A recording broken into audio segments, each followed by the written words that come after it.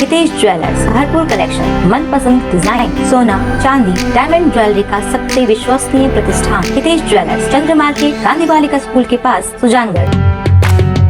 Golden girl Dhruvika Rathore, ये नन्ही सी गुड़िया, और ये देखिए इतना भारी गोल्ड मेडल, कितने फ़ख्र की बात है। पूरे एक गाँव के लिए ये प्रेरणा है कि एक छोटी सी गुड़िया ने जिस तरह से ये गोल्ड मेडल जीता है, अपना नाम रोशन किया है। ये भी इसकी छोटी सी उम्र मात्र 9 साल की है और बड़ी होकर किस तरह से ये देश और दुनिया में अपना नाम रोशन करेगी, अपने आप में ये काबिल तारीफ़ है। और दो मतलब ये देखिए, एक इंटरनेशनल प्रतियोगिता होती है जिसका नाम है बेनवेज, और जिसमें 3 मेडल ये गुड़िया जीत करके लेकर के आती है, 1 गोल्ड 2 कांस्य। एक प्रतियोगिता में, इंटरनेशनल प्रतियोगिता, जिसमें 15 देशों के प्रतिभागी भाग लेते हैं।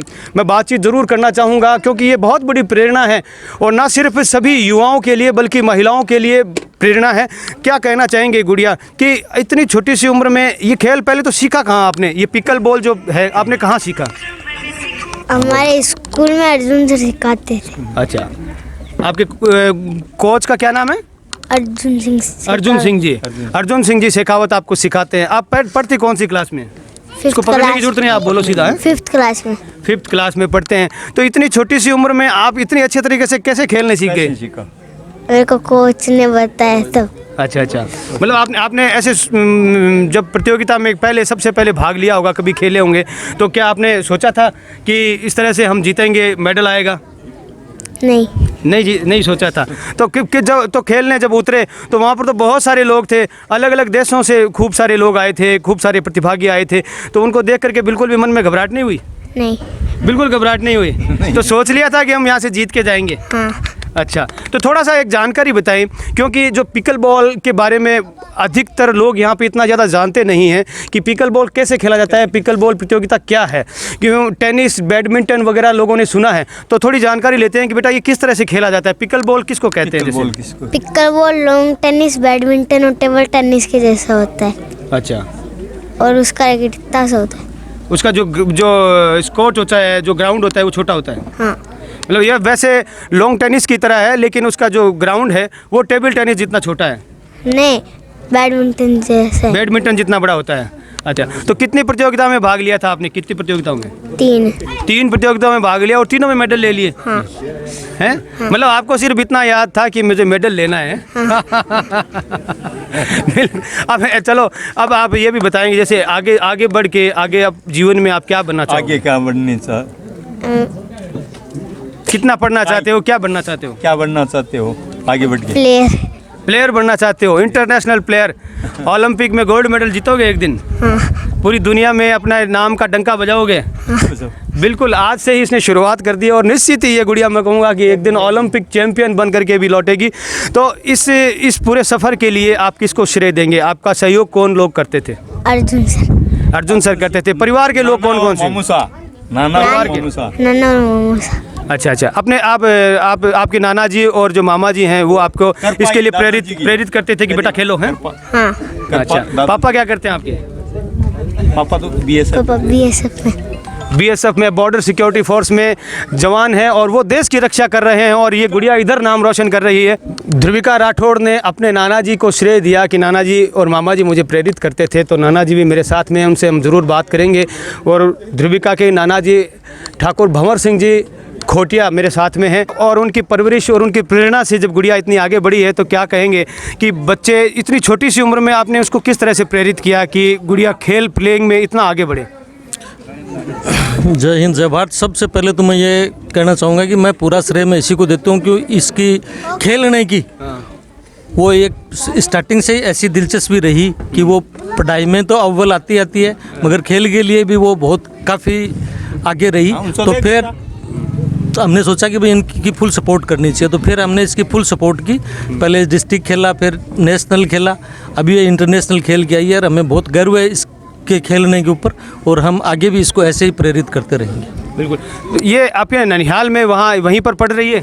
हाँ, ये हमारे पास ही पढ़ रही है। जब ये छोटी 2 साल की थी तब से ये हमारे पास है, और इसकी एजुकेशन भी वहीं से है। बिल्कुल। तो किस तरह से, कितनी लाडली है घर में, ये जानना चाहूँगा। बहुत ज़्यादा ये लाडली है। हमारी नहीं, ये हमारी पूरी जो इसकी जो इंस्टीट्यूट है, स्पोर्ट्स इंस्टीट्यूट है, उनकी सबकी लाडली है ये। अच्छा, पूरे स्पोर्ट इंस्टीट्यूट की पूरी लाडली है, क्योंकि बिल्कुल हो भी क्यों ना, मैं कहूँगा आप तो ये पूरे राजस्थान की लाडली बन गई है। तो आपने सोचा था कि इतनी छोटी सी उम्र में ये गुड़िया है जो इतना बड़ा नाम कर जाएगी और इतनी बड़ी जो है गोल्ड जीत जाएगी पूरे इंटरनेशनल लेवल पे? नहीं, ये सोचा नहीं था, मगर इसकी खुद की इतनी ज़्यादा ये रही है कि वो ऊंचाइयों तक पहुंचने की इसका हौसला इसका हमेशा ही रहा है। और यही मतलब टोटल मतलब इसी की मेहनत है। और ये खेलने के मामले में बिल्कुल ही कंप्रोमाइज़ नहीं करती है, बहुत अच्छा खेलती है, पूरी लगन के साथ खेलती है। और ये खेलने के साथ साथ इसके साथ में और भी हमारे इंस्टीट्यूट में काफ़ी बच्चे प्रेरित हुए और आज ये खेलने लगी, तब ये एक थी, आज वही इंस्टीट्यूट में 50 की स्ट्रेंथ है। बिल्कुल प्रेरणा जग रही है और लोग में जागृति आ रही है, लोग और भी ज़्यादा बच्चे खेलने के लिए आगे आ रहे हैं।